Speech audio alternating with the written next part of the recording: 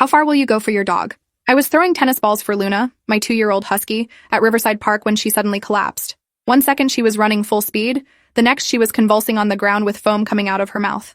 I screamed for help while people just stood there staring. My hands were shaking so badly I could barely dial 911 as Luna's eyes rolled back in her head. A woman jogging past yelled that her dog had the same thing happen last week and to get Luna to the emergency vet immediately.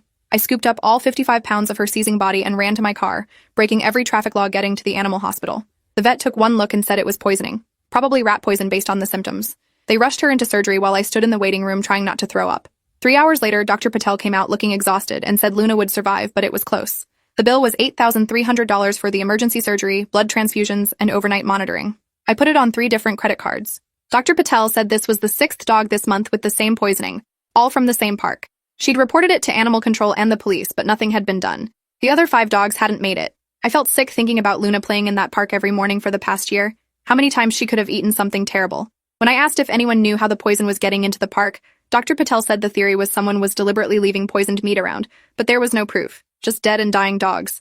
I asked for the names of the other families who'd lost their pets. She couldn't give me that information due to privacy rules, but she said I wasn't alone in this nightmare. That should have been comforting, but instead made me furious. 6 families destroyed by some psychopath, and nobody was doing anything to stop it. I left the clinic with Luna barely conscious in the backseat and a payment plan that would take me 2 years to pay off.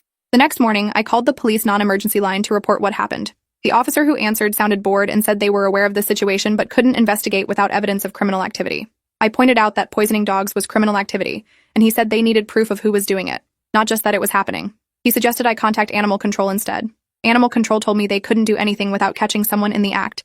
They'd increased patrols in the park but hadn't seen anything suspicious. The woman I spoke with, Diane, sounded genuinely sympathetic, but explained their department was understaffed and underfunded. She couldn't station someone at the park 24/7 waiting for a poisoner to show up. I asked about security cameras and she said the park didn't have any. Budget cuts had eliminated most public safety measures over the past few years. I hung up feeling completely helpless and furious that Luna had almost died, and nobody seemed to care enough to actually do something. I spent that afternoon on social media looking for other victims. I found a Facebook group called Riverside Park Dog Owners, with over 300 members. I posted about Luna and within an hour had responses from 4 families whose dogs had died from poisoning in the past 6 weeks. Their stories were identical to mine. Dogs suddenly collapsing during normal walks, emergency vet visits, massive bills, and deaths. One woman named Clarissa had lost her golden retriever Bailey just 3 days ago. She'd spent $12,000 trying to save him, but he'd died anyway.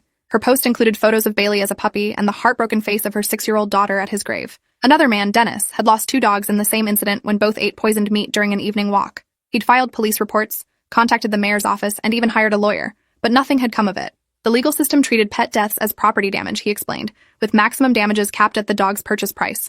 His rescue mutts were worth nothing legally. I created a group chat with the 4 families and we shared information. Clarissa mentioned she'd started documenting the exact locations where she'd seen suspicious meat pieces before Bailey died. Dennis had been keeping a log of when poisonings occurred, noting they seemed to cluster around early morning and evening hours. A woman named Yolanda, whose corgi had survived, said she'd noticed an older man in the park several mornings who seemed to be walking without a dog, which was unusual for that area. Most people at the park were there specifically with their pets. She hadn't thought much of it at the time, but looking back it seemed odd.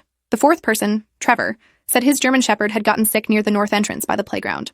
All the incidents were concentrated in specific areas of the large park. We marked everything on a shared map and a pattern emerged. The poisoned bait was being placed along 3 main dog walking paths, always near bushes or trees where it wouldn't be immediately visible. This wasn't random. Someone was specifically targeting these locations. That night I couldn't sleep, lying next to Luna's bed on the floor like I used to when she was a puppy. She was still weak and kept whimpering in her sleep. Every time she made a sound, my heart would race thinking something was wrong. Around 3 a.m., I made a decision. If the police weren't going to investigate, I would. I had 2 weeks of vacation time saved up that I'd been planning to use for a beach trip. Instead, I'd use them to catch whoever was doing this. I started researching wildlife cameras and hidden surveillance equipment. By sunrise, I'd ordered 4 weatherproof trail cameras that could record in night vision and send alerts to my phone when they detected motion.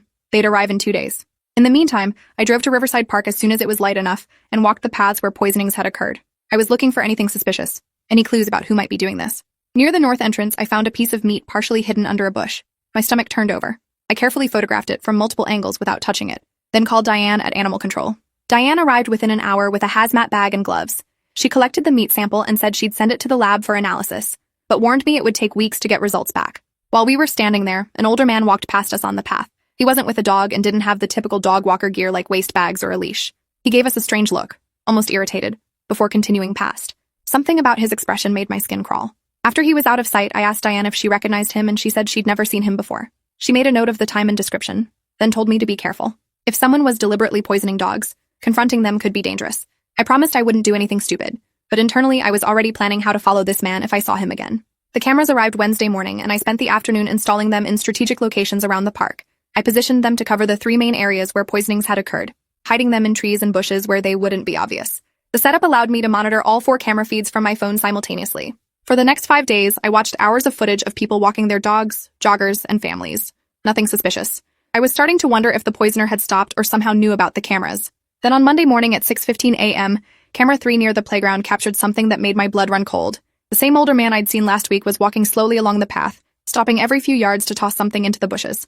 The camera quality wasn't great in the early light, but I could clearly see him pulling items from a plastic bag and distributing them along the route. I immediately called the police and reported what I was seeing. The dispatcher said she'd send an officer, but it would be at least 20 minutes. That was too long. This man could distribute poison to a dozen locations in that time.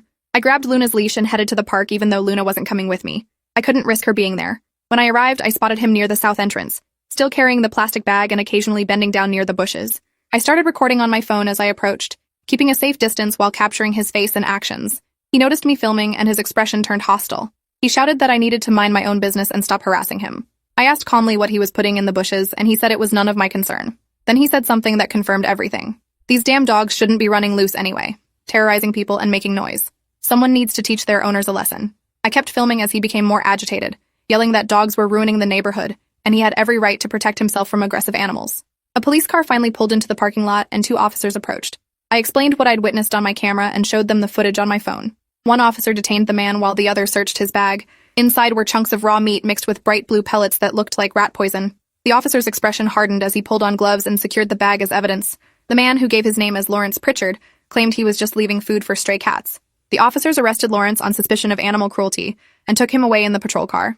One officer stayed behind to take my statement and get copies of my camera footage.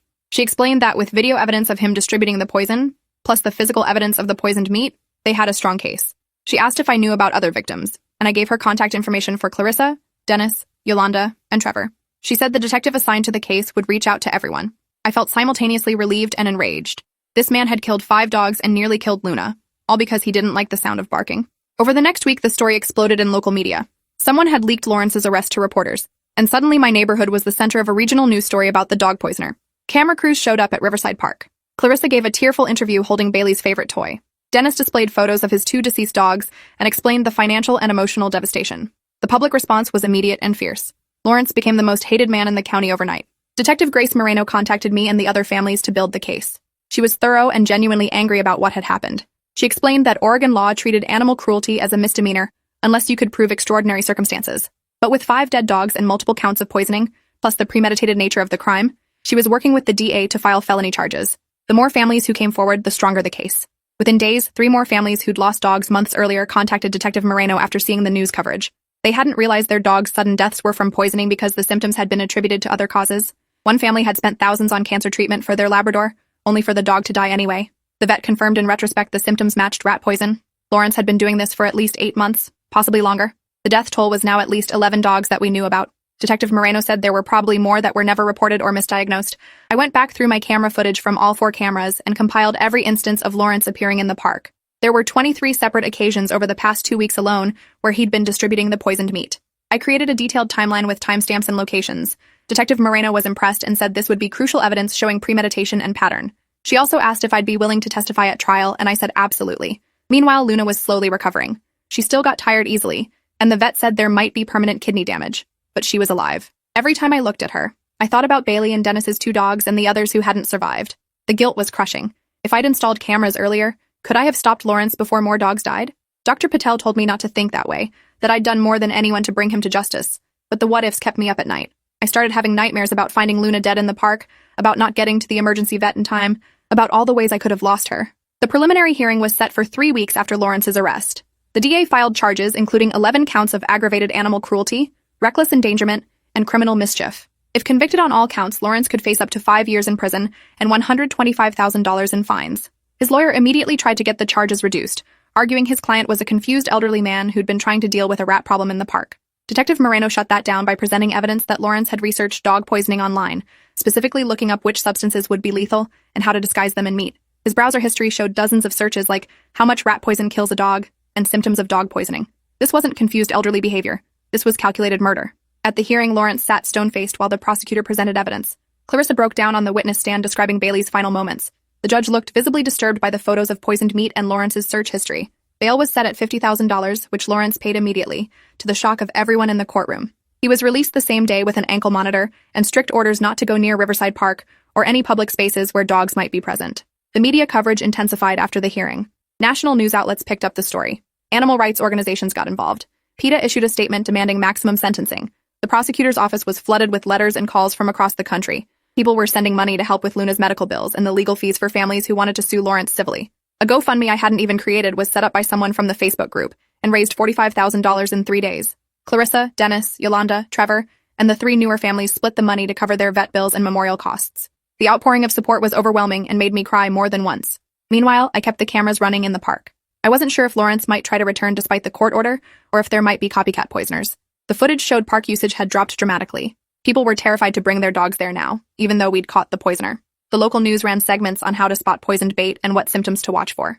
Detective Moreno called me 6 weeks after Lawrence's arrest with unexpected news. During the investigation, they'd searched Lawrence's house and found journals documenting every dog he'd poisoned going back 2 years.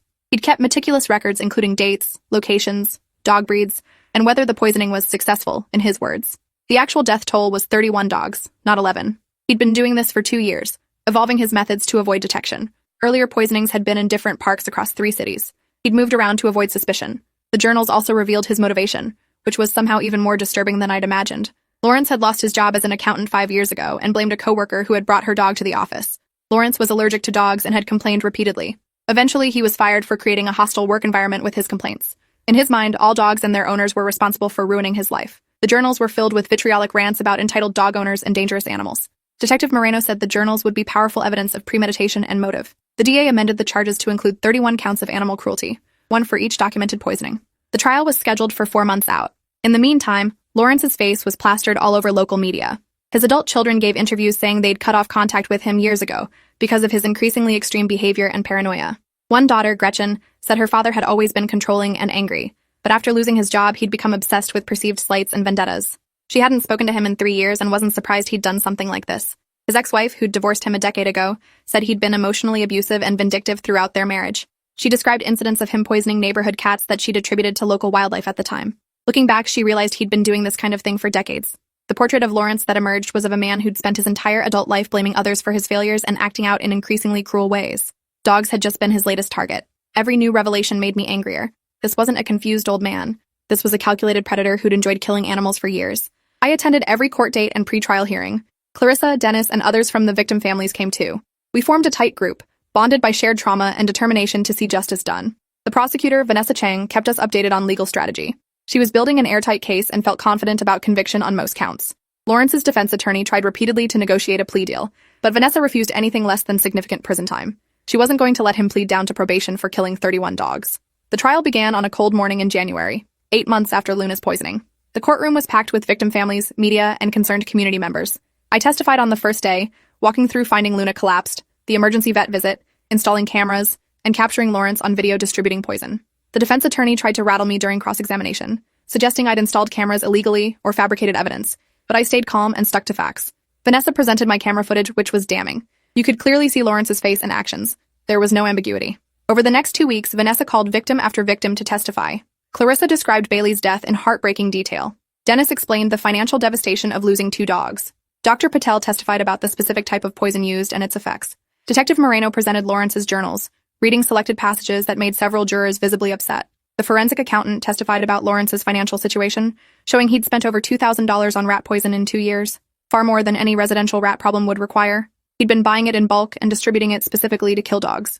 The defense's case was weak. They tried to paint Lawrence as mentally ill, calling a psychiatrist who testified about his depression and paranoia. But Vanessa destroyed that argument by pointing out that Lawrence had deliberately hidden his activities, researched methods online, and kept detailed records of his successes.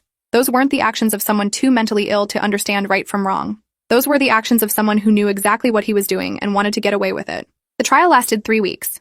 Jury deliberation took 6 hours. When they returned with guilty verdicts on all 31 counts of aggravated animal cruelty, plus the reckless endangerment and criminal mischief charges, the courtroom erupted in applause.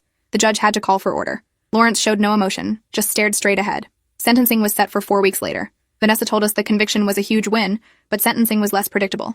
Oregon law had maximum sentences for animal cruelty, but judges had discretion on whether to run sentences concurrently or consecutively. She'd be arguing for maximum consecutive sentences, but the judge might not agree.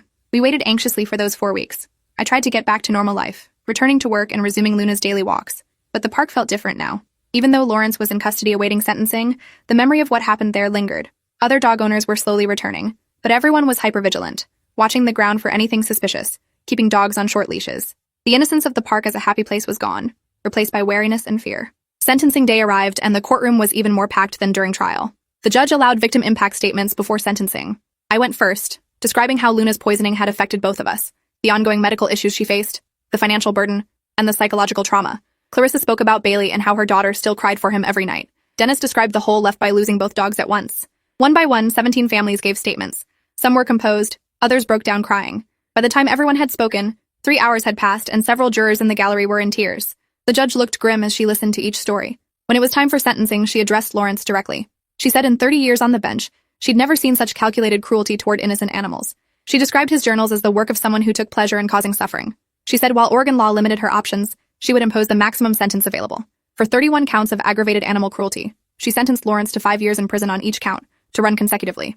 That meant 155 years total, though realistically he'd likely serve far less due to parole eligibility and his age. She also ordered him to pay $127,000 in restitution to be divided among the victim families for vet bills, cremation costs, and emotional distress, plus court costs and fees. The total judgment was over $180,000. Lawrence would likely die in prison and be financially destroyed even if he somehow got out. When the judge finished, the courtroom erupted in applause again. This time she let it continue for a moment before calling for order. As Lawrence was led away in handcuffs, he turned and looked directly at me. His expression was pure hatred. No remorse, no acknowledgement of what he'd done. Just rage that he'd been caught and held accountable. That look reminded me why all of this had been necessary. He would have kept killing dogs indefinitely if someone hadn't stopped him. After sentencing, our victim group held a small celebration at a local restaurant. It felt weird to celebrate anything related to such tragedy, but we needed closure and recognition of what we'd accomplished. We'd gone from isolated victims to an organized force that secured one of the longest animal cruelty sentences in state history. Vanessa joined us and said this case would set precedent for future animal cruelty prosecutions statewide. Other DAs were already citing it in their cases. Life slowly returned to a new normal over the following months. Luna fully recovered and even started playing with other dogs at the park again. The city installed security cameras throughout Riverside Park and increased animal control patrols. They also put up warning signs about being vigilant for poisoned bait and posted educational materials about what to look for. The Facebook group evolved into a neighborhood watch specifically for dog safety. Yolanda organized weekly meetups where members would walk the park together, document any suspicious activity, and maintain the surveillance network. We'd created something positive from tragedy. 6 months after sentencing, I got a letter from Lawrence in prison. My first instinct was to throw it away unopened, but curiosity got the better of me. The letter was 3 pages of self-pitying rambling about how he was the real victim, how dog owners were entitled and negligent, how he'd been unfairly targeted by the media and legal system. There was no apology, no acceptance of responsibility, just more blame and excuses. I shared the letter with Detective Moreno, who said it was consistent with Lawrence's personality profile. He would likely never accept that what he did was wrong. A year after Luna's poisoning, on the anniversary of that terrible day, our victim group held a memorial at Riverside Park. We planted 31 trees, 1 for each dog Lawrence had killed, with plaques bearing their names. The city approved it as part of a park beautification project. Clarissa's daughter helped plant Bailey's tree, a young oak that would grow for decades. Dennis planted trees for his 2 dogs side by side. When it was my turn, I planted Luna's tree even though she'd survived. She deserved to be remembered as a victim too, and this living memorial would outlast all of us. Local news covered the memorial, and the outpouring of community support was overwhelming. People we'd never met showed up to help plant trees and pay respects. The park that had been a place of terror slowly transformed into a place of healing and remembrance. 2 years later, Lawrence was denied parole, as we'd expected. He'd accumulated disciplinary violations in prison for hostile behavior toward guards and other inmates. His earliest possible release date was pushed back 5 years. By then, he'd be 73 years old. His adult children had completely cut off contact and refused to visit. His ex-wife had successfully sued him in civil court for emotional distress and won a judgment he'd never be able to pay. Luna is 4 years old now, healthy and happy. The emergency vet bills are finally paid off. We still walk at Riverside Park every morning, though I'm always vigilant. Some trauma never completely fades. But the park is different now, better in some ways. There's a real community here, people who look out for each other and each other's pets. We've prevented 2 attempted poisonings since Lawrence's conviction, both by disturbed individuals who'd heard about his case and apparently thought it was a good idea. Both were caught quickly thanks to our surveillance network and are now facing charges. The system works better now because we made it work. Sometimes I think about that moment when Luna collapsed, how my world ended in an instant. I think about the other families who'd gone through the same thing with nobody helping them. I think about how close we came to Lawrence getting away with it forever. The what-ifs still haunt me occasionally, but mostly I feel grateful. Grateful Luna survived. Grateful I had the resources to fight back. Grateful for the community that formed from shared tragedy. And grateful that Lawrence will spend the rest of his life in prison, unable to hurt any more innocent animals. Appreciate you watching this far. If you enjoyed it, drop a like, leave a comment, and subscribe so you won't miss the next story.